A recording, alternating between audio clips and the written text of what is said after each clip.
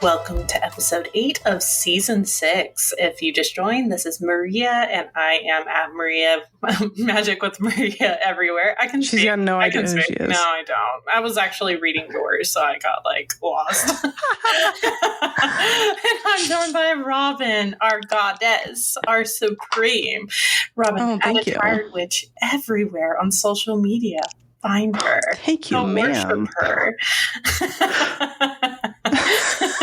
Okay, but we did want to mention that we're going to be at Windy City Parrotfest next month, the 12th through the 15th. In 1 month. Yeah, and tickets are now available. And don't forget to use the promo code. Coffee. You can call it a secret code. It's fine. At checkout for a discount. It's a little discount. Come see us. You guys get a discount. Yeah, we're going to be up on stage talking about using tarot for paranormal purposes. And we're going to have a booth where you can get readings from us. You can get little zines from us, a bunch of cute offerings. But yeah, come say hi. At least come say hi. Yeah, we're going to have little zines. We're going to have stickers. We might do tote bags. We were actually just talking about that the other day. Mm-hmm. And so come hang out with us. And as a reminder, you guys can also buy tickets to stream it online. And the code still works for that as well. So come hang out with us. We'd love to see you. I can't wait to meet some of you. I know there's a couple people coming and I'm really jazzed to meet y'all. And as a reminder, on May 31st, I am hosting this month's class. It is going to be on baneful magic. I'm going to teach you guys my favorite hexes. And I've even got a little surprise. I've got a little surprise. We've got a test person that we get to do that are one of my spells on. And I'm so excited about that. So come join my class. You want to try out some baneful magic and you don't know where to start? Well, have I got the person for you? So we're going to have a great time. Join me on that class. I can get the person. As a reminder, that is for the library tier and up, or you can buy the class individually. I'm excited to see you. Let's learn about magic. Yeah. And as a reminder, if you guys want to send us your coffee talk stories, you can send us your submissions at submissions@coffeeandcauldrons.com. You can fill out the submission form on our website, which I'm currently updating. So that's going to look spanking new real soon. Or you can leave us a voicemail at 351-207-0799. It does have a 3-minute cutoff, so just call us back and we'll smash them together.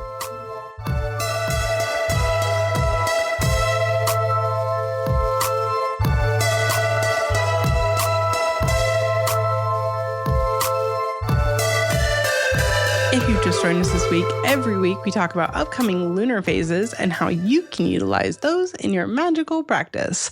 So the nearest one to us is going to be the new moon in Gemini. That is on May 27th. And Geminis are, in general, Geminis are all about duality, duplicity, both ends of the spectrum and balance, right? Mm-hmm. I know we think of balance, we think of Libra, but I think Geminis are actually way more balanced than people give them credit for. We have this conversation around Geminis being two-faced, but I view them more as adaptive than two-faced. Two-faced is very malicious. And instead, I think we should be looking at it as reinvention and being adaptive and being fluid. And so utilizing that with the new moon, we're looking at things like self-expression and how we can kind of find ourselves in a world that is a little bit crazy right now.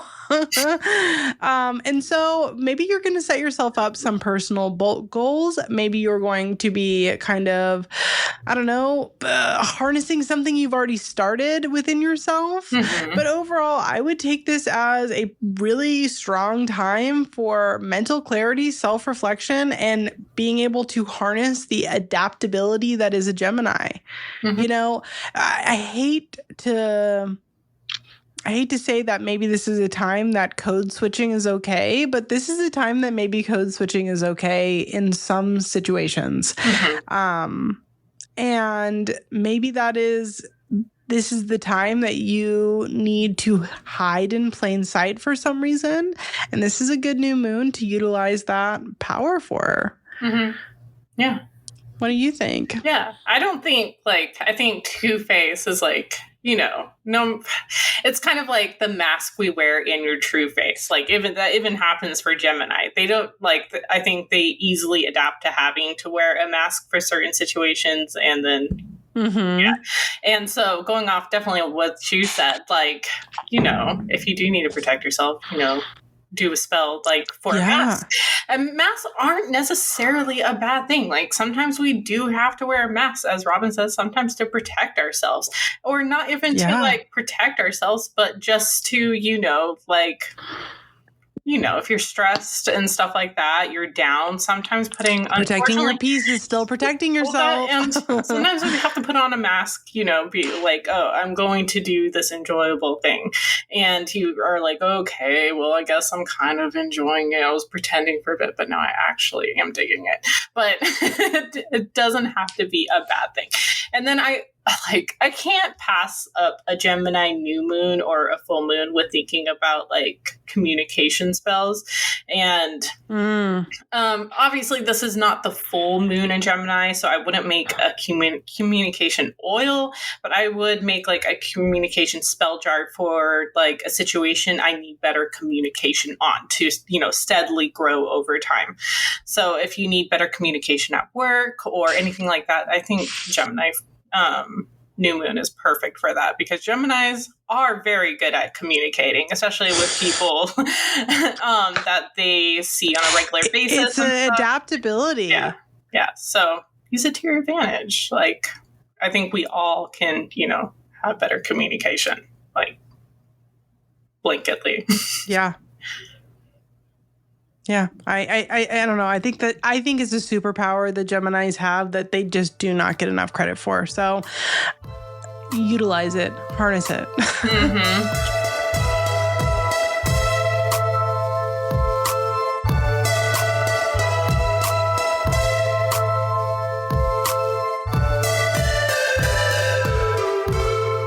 So every podcast episode, we like to go over some tarot. Previous seasons, we have did individual meanings of cards. We went over the different whole sections in tarot and explaining them. And then last season we went over themes that we see in tarot. This season we're kind of doing a shuffle and draw, a little collective reading, while also, so you can learn a little bit about the cards and learn to use it towards specific situations. But yeah, Robyn's pulling today. What deck are we using, Robyn? I am. So I realized that we probably should be influencers and utilize tarot decks that are new that we can promote. But here's the deal. I am a really bad influencer. I've never been a good influencer. And instead, I picked a deck that I just really like. I've had for a really long time. I have no idea if it's still for sale. It's called the Skele-Tarot. For those on YouTube, you can see the cover. It's by a creator called Stephanie Mayton. I think it's super cute. So I have no idea if it's still for sale. It's just one I like. And I've already shuffled this deck, so I'm just going to split it. And our card today is the Magician Reversed. That's so cute.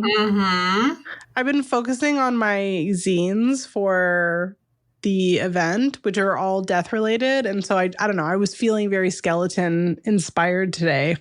The Magician Reversed is a card where I think we need to take a pause and step back and consider the fact that we might be a little arrogant, a little needing of humble pie. The Magician, when it's upright, we've got all these tools in front of us and a connection between ourself and the divine. And it tells us that essentially, as long as we put our energy into something, we can manifest and create whatever it is that we need. And when it's in reverse, it tells us that we sure think we've got all the tools. We sure think we've got all the knowledge, but instead we're lacking somewhere. Maybe that's because our connection with the divine is not there. Maybe that's because we've got the wrong tools or the wrong knowledge base. But ultimately, we need to have a little slice of humble pie and realize that we are not prepared for this. We are not set up. And there's a bit of falsehood here. What do you think about this card, Maria? Okay, so I love this card, like when it's reversed, saying it, not getting it. But you know, like when people like take the tablecloth and a bunch of dishes are on top and they try to like keep all the dishes on the table. This is like go ahead and trying to do it and everything like falling over. But it's necessary. Like for me, as saying, okay, it's time to clear the table and start over. Like the intentions that we are setting, the dreams we're trying to bring down to reality are not based in reality, or the tools that we are using aren't the tools that we need to accomplish what we want to accomplish. So it's just kind of like asking you to go back to the drawing board and rethink. Like, what is not working in this scenario? Like, where do you need to be more realistic? What tools will actually help you? And it can also just point to, as Robyn said, a falsehood. Like, you know, are these intentions you are setting are actually good for you? You know? Or are you, and it can also be like symbolize like empty promises, not only to yourself, but to other people, being like, oh, you know, I can do this, I can do this, I can accomplish this, and then completely failing and like, you know, falling on your face. Yeah, you become like, you know, go back to the Fool card and standing on the edge of the cliff. This is you just nosediving over the cliff rather than, you know, going around it. But yeah, that's my opinion. Yeah.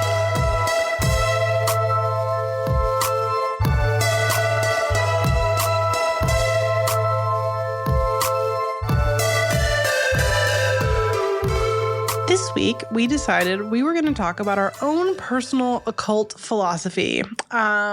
There is, of course, a lot of theories and opinions when it comes to magical philosophy and practices. Maria and I differ on some areas, and you're probably going to differ on different areas, and you aren't going to agree with us on some things, and that's okay. That's the beauty of magic and witchcraft, is that we all are allowed to have our own opinions. As long as we're not hurting other people in like a problematic way. I know the irony in me saying not hurting other people when I'm teaching a class on baneful magic, but I mean in terms of like a problematic or appropriative way.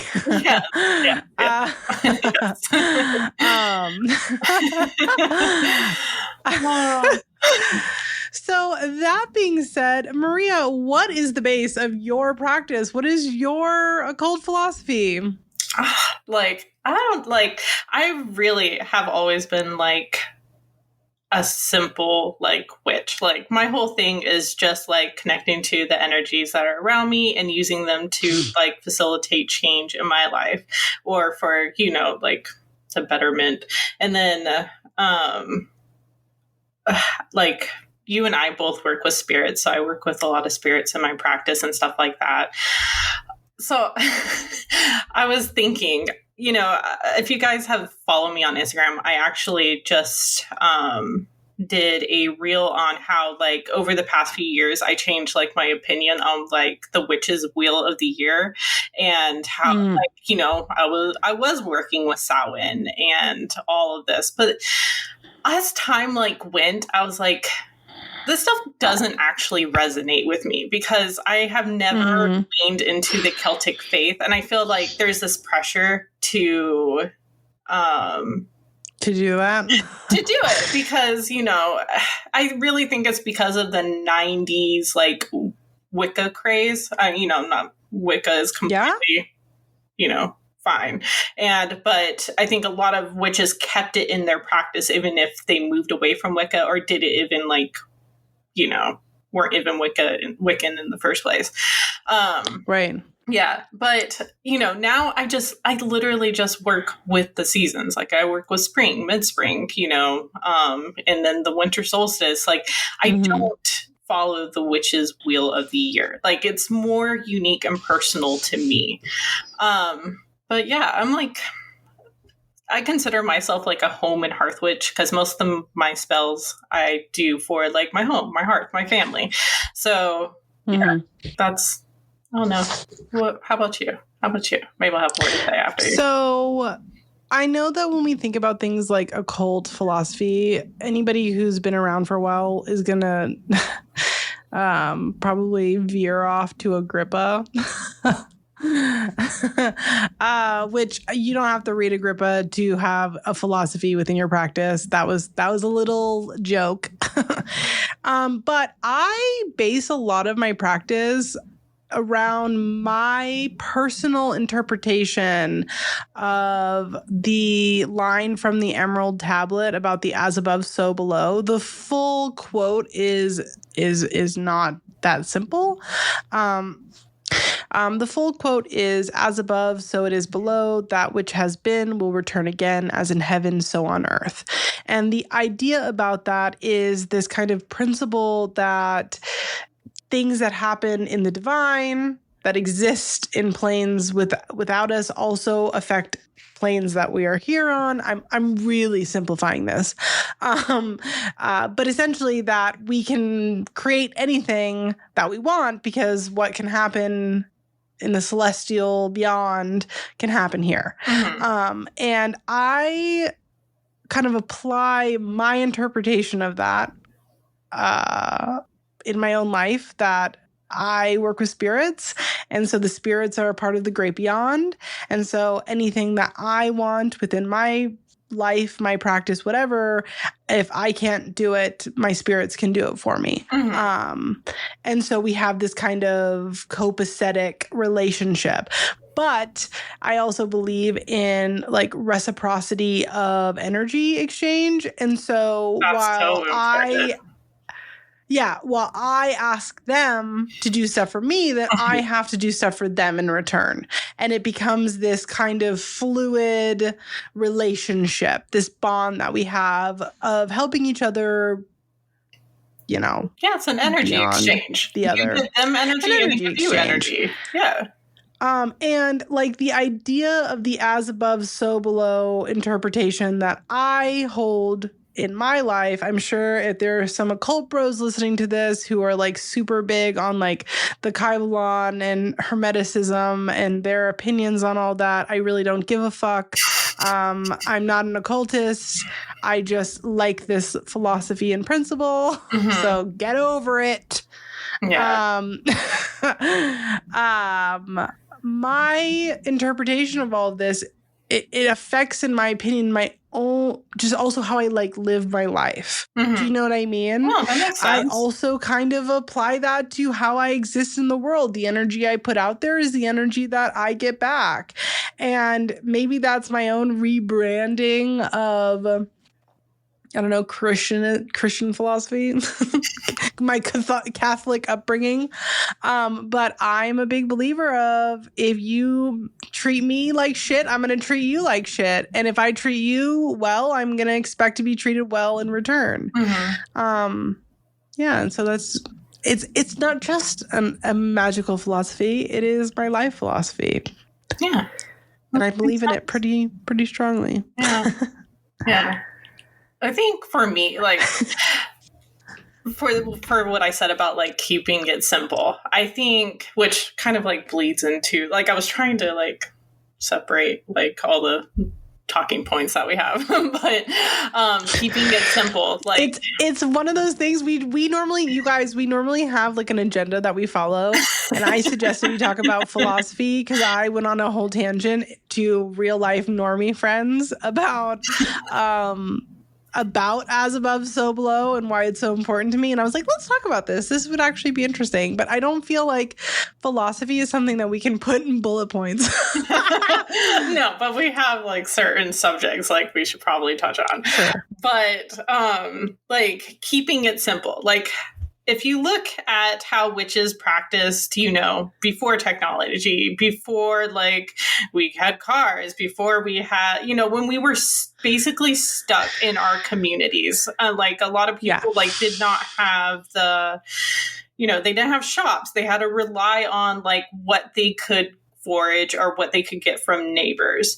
And that's like how I work with magic, is that I'm like, okay, what can I get in my area that like I'm not I don't like to get like herbs and plants from like, you know, from faraway places that aren't like native to the area. Connected. Yeah, or can't be easily grown in the area. I do think you still have to kind of like adapt to, you know, modern things.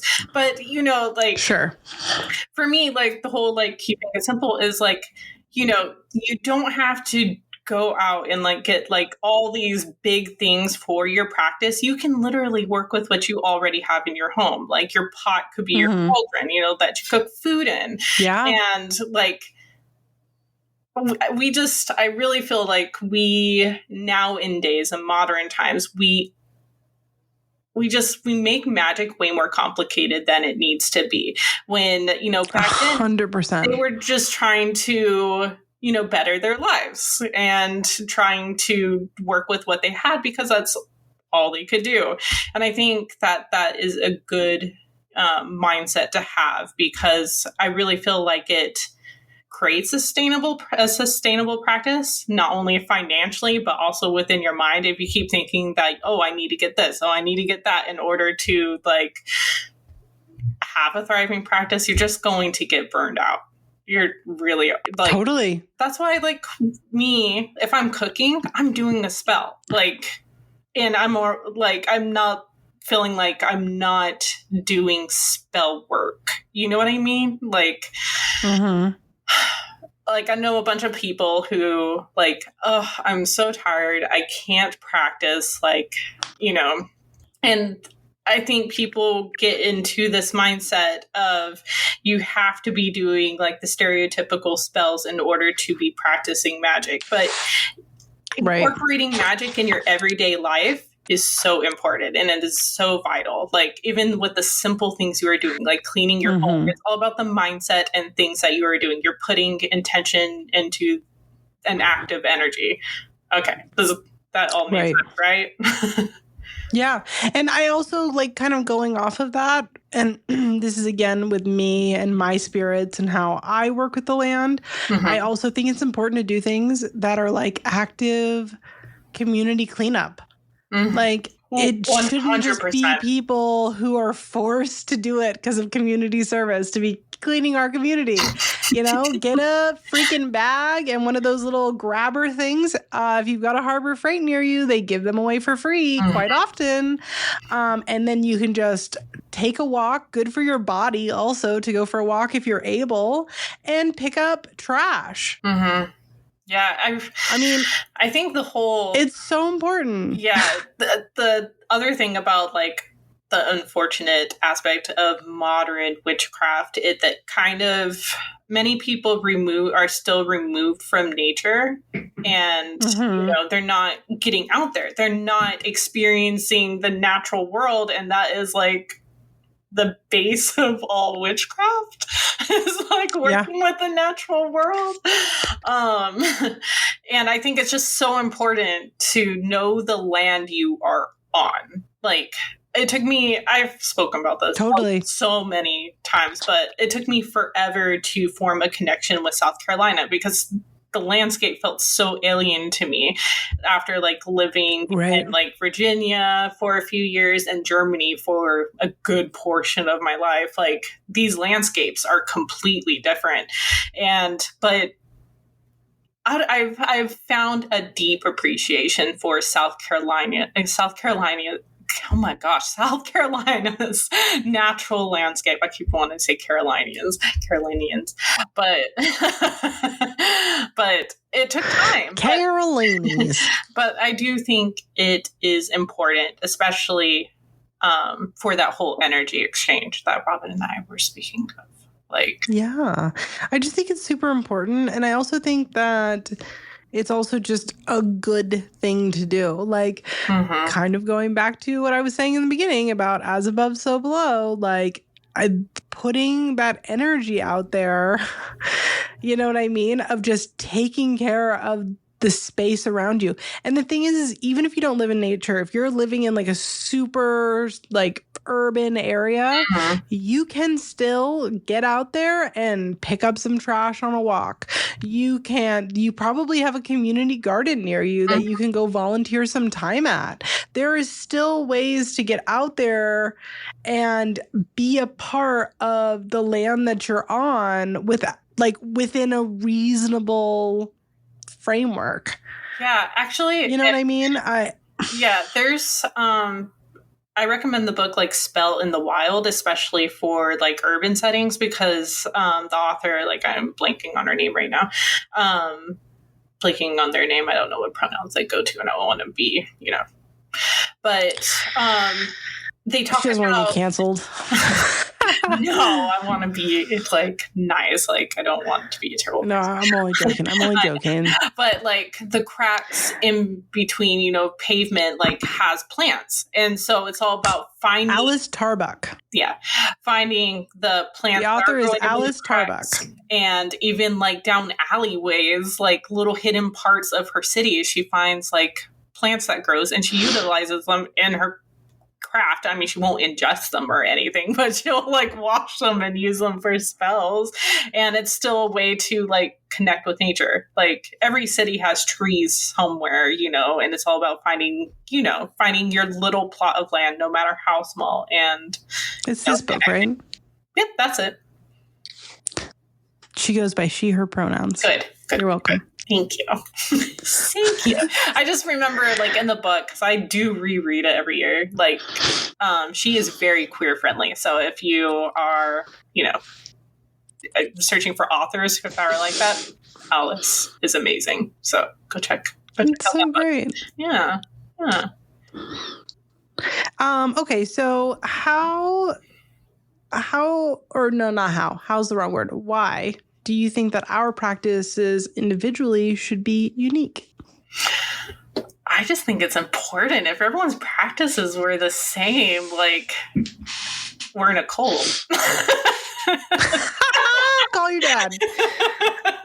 No, but I think it's beautiful. Like we all come from different backgrounds and we all have lived different lives. We all have different places where our magic comes from and what resonates with us. And that is like so beautiful. And I think it really should be more celebrated than what it is. I feel like too many people are online and be like, I do it this way and it's the right way because I read about it in a book.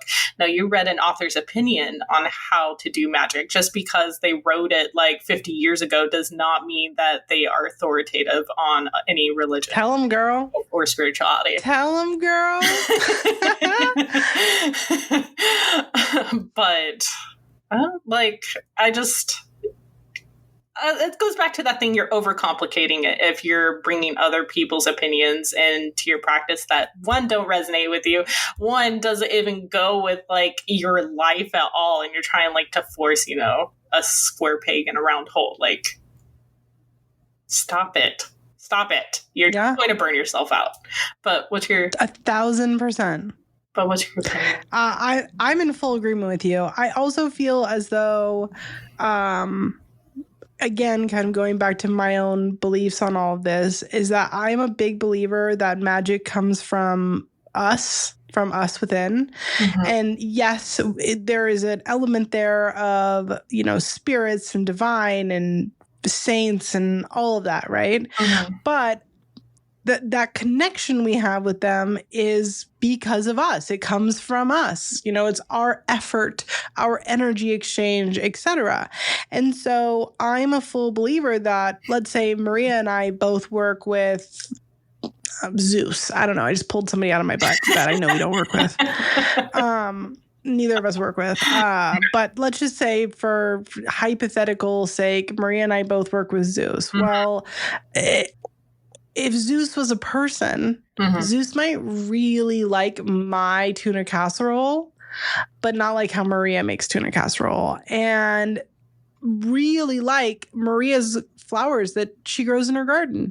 But I don't grow flowers in my garden because we're different people. And so we're going to have a different relationship with the exact same person. right? The same deity. And that's going to change how our interactions with magic and the space and the energy, all of that are affected.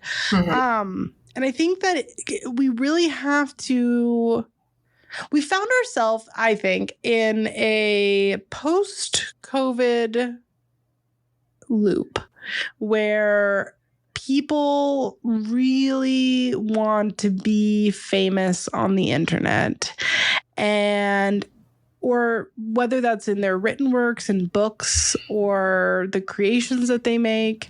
And so they start talking in this phrasing that is very secular.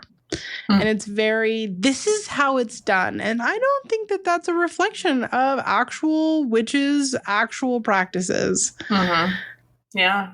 No, I don't know. I really have a problem with people who speak in matter of facts, and they speak as though there is absolutely no variation or differences between us as individuals and therefore us within our practices. Yeah. And I feel like it's a big issue about over intellectualizing, crafts and stuff like that.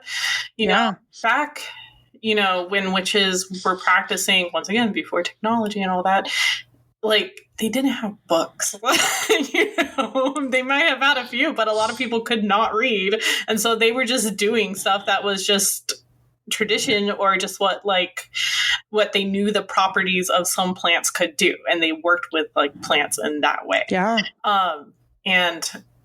But now we're like, even the people that Robyn's talking about, like, they read some books and they're just like keep bringing up the same information from other people's opinions. Over and over and over and over again. And people really like, and unfortunately, a lot of charismatic people who do make it big, like really big, they have formed the risk of making people experience spiritual psychosis, which is, awful and terrible to go through, especially during moments, in the age that we're living in. So, the age of that we find ourselves here on this day. But yeah, and I did want to. I know that we're like, I'm watching time tick down, but I did want to talk about like deities and stuff like that real quick. Cause I know a lot of people have like specific, there's so many different ways. I think we spoke about this like a couple podcasts ago, that people view and work with deities. And, just because you, like Robyn was speaking about Zeus, like, making the casserole and stuff, but also some people view like Zeus as just it is the personification of the sky and what comes from the sky. You know what I mean? But they still work with that energy because the sky is an energy to work with. Like, and people will work with like Poseidon. They start like working with the personification of water, and that energy is still, you can still work with it and stuff like that. And then there's other people who view like deity as like actual like living figures in the other world who, influence our world and stuff like that. And no one is wrong. Like, they're still working with these energies and hopefully being respectful. Right. And I think it's just, goes back to that it's okay if other people have different beliefs, like even when it comes to working with deities compared to you, because there's a lot of discourse about how, oh, well, you're not working, with Persephone, right? Or you don't know how that person is actually working with them. And we don't know any for sure answers. You know what I mean? Yeah. And if you, and the thing is like, answer, that, I mean, maybe you don't know, but there's like a comedian who talks about his child asking him about what happens when we die. And he was like, I don't know. And anybody who tells you that they do is lying to you. The thing is that is factual. That, like, even in faith, that is factual, because this is my experience and my understanding and my belief of what happens afterwards. But that is at the end of the day what it is. It's a belief. Mm-hmm. Yeah. And it's what I have come to believe and understand, but that doesn't necessarily mean that I'm right. Mm-hmm. Yeah. I don't know. Yeah. It's faith. Yeah. It is faith. And it's so, faith. It's so complicated. Like, and it's anyone who acts like it's not complicated is, like, as Robyn said, is they're lying to you. They're lying to you.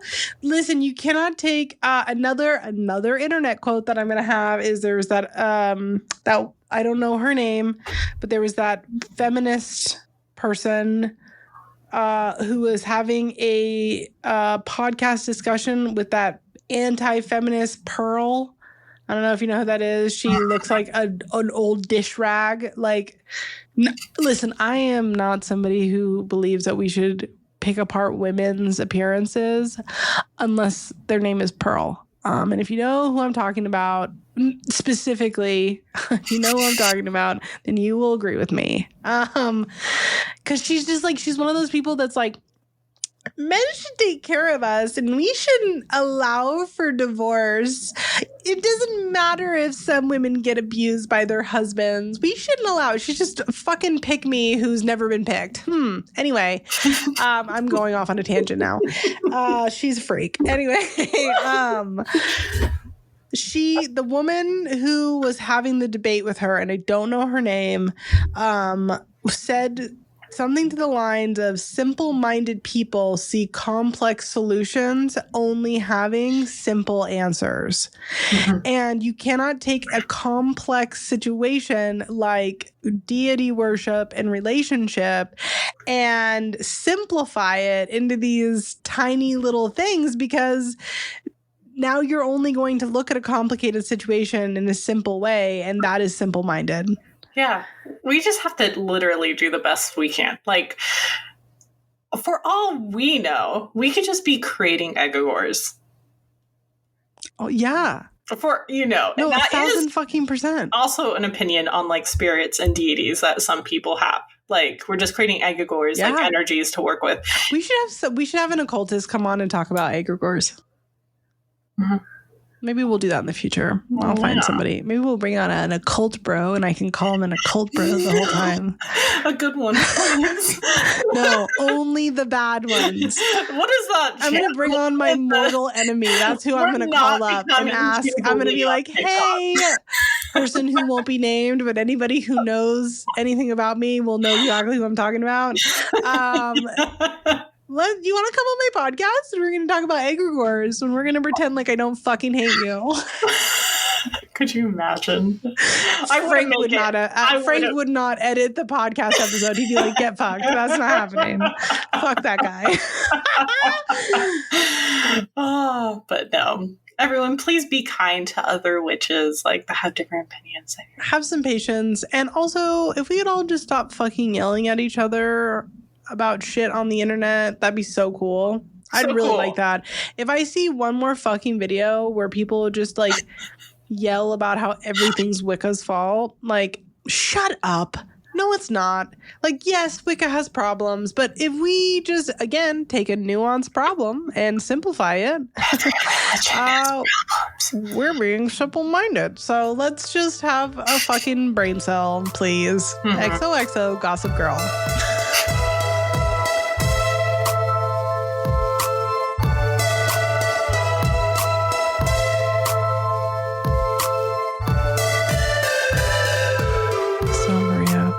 What's stirring your cauldron this week? Oh, that spit you had to swallow before doing this. You didn't call me out like that? Oh my God. In front of my salad? This is crazy. I love you so much. Okay, but lately I have been really digging meditation and just like making sure I spend at least like just 10 minutes out of my day. Just like, I don't meditate most of the time, like sitting up because it's not comfortable, like, doing the whole like crisscross applesauce. I lay down. Yep. Well, I lay down too. I put my back like on the floor and I put my feet up on the sofa, you know, like my legs are on the sofa because I'm like kind of like in a laying down seated position. And that's how I meditate. But I don't know. It's just been, just the spending the 10 minutes, I actually feel my body like relaxing and chilling the fuck out, which is very nice. And it's just crazy. Even if you spend like 5 to 10 minutes like doing something like mindful for yourself, like how that can change literally your entire day. Is 10 minutes out of a 24-hour day. Like, you know, just do something at least once a day to take care of yourself. That's all I'm saying. I think that's also just like a good thing to do in general. Like that's the right choice. Yeah. I mean, I was always like big on meditation, but I have like been trying to do it more because I did get out of practice a lot within the past year with, you know, chronic pain and stuff like that. It's really hard to like do stuff for yourself like when you are hurting, like to even like think or considering it because you're like, you know, oh, I'm too much in pain to even do this. But now it's like, it doesn't matter if you're hurting, you're going to sit here and you're going to lay there and you're going to enjoy it. And that's that. You're going to feel so much better. Quit it. You're going to feel so fucking good.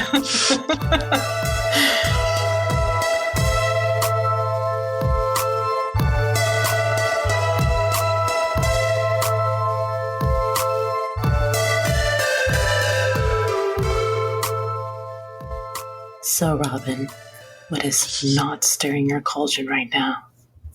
Thank you so much for asking. Oh, you're so welcome.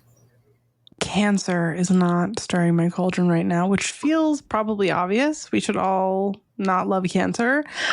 And I do not have cancer, to preface. I don't want anyone worrying that I got like cancer. Like me? Popping open Maria saw the thing? in the agenda that I wrote cancer, and she's like, are you okay? Yes, I'm fine.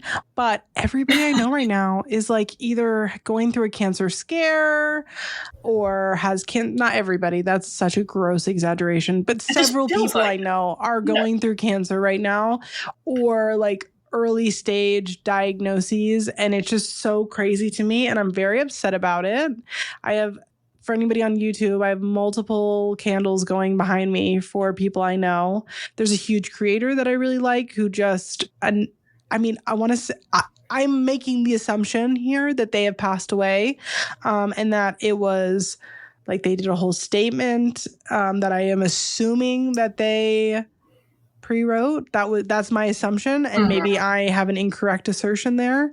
But it is a lot of, I don't know, just it's like something's in the air, or maybe we're just getting to that age. I don't know, but I'm over it.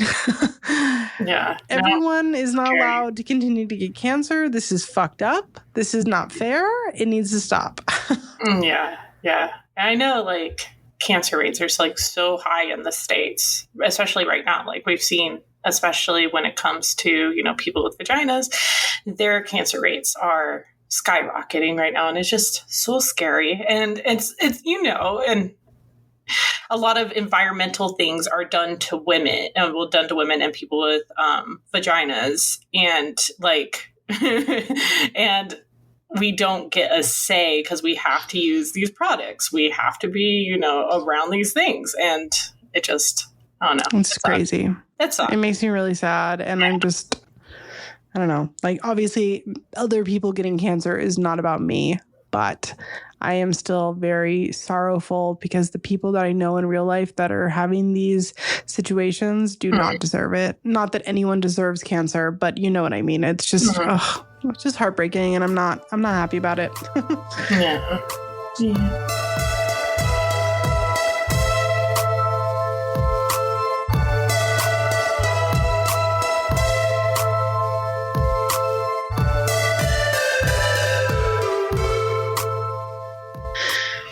So if you just joined us this week, every week we talk about creatives that we are loving right now. This could be anyone from shops, Instagrams, books, other podcasts, just whatever we are finding organically that we think you all might like too.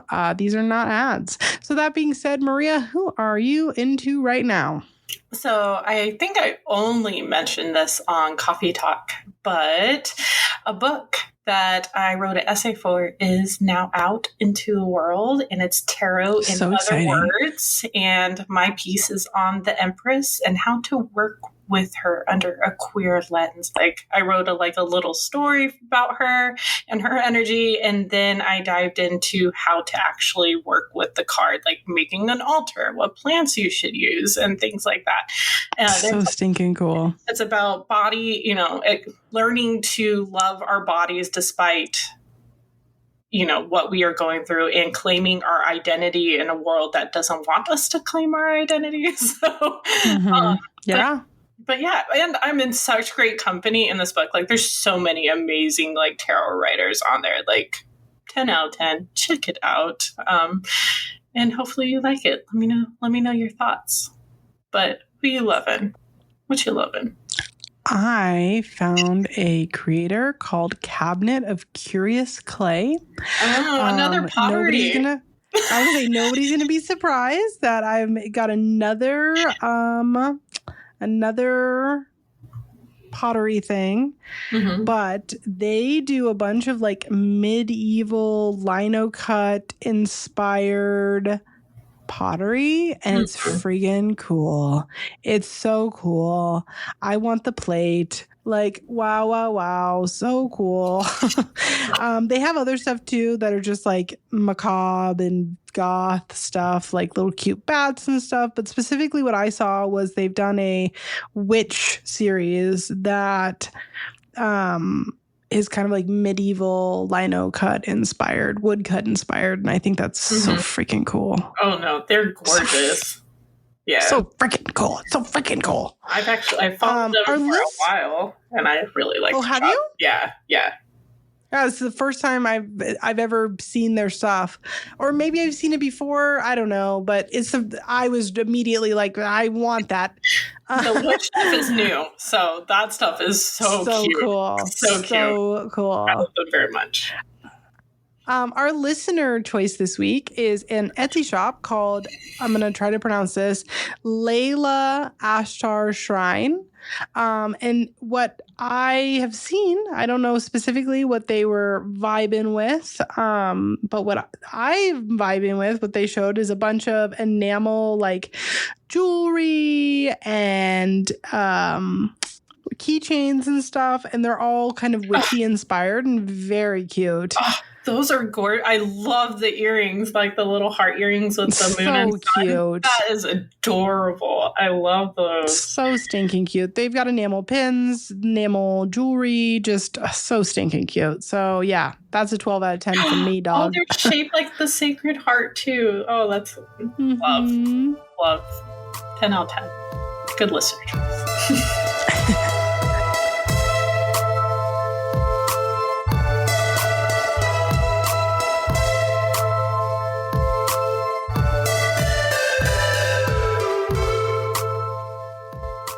Well, thank you all so much for joining us this week. We hope to see you again on Friday, May 23rd for our next Coffee Talk episode, or on May 30th for the 9th episode of Season 6. You can keep an eye out on our social media or head to our website, coffeeandcauldrons.com, to find out more information and see what we're up to. And don't forget to join us on May 31st for my class on baneful magic.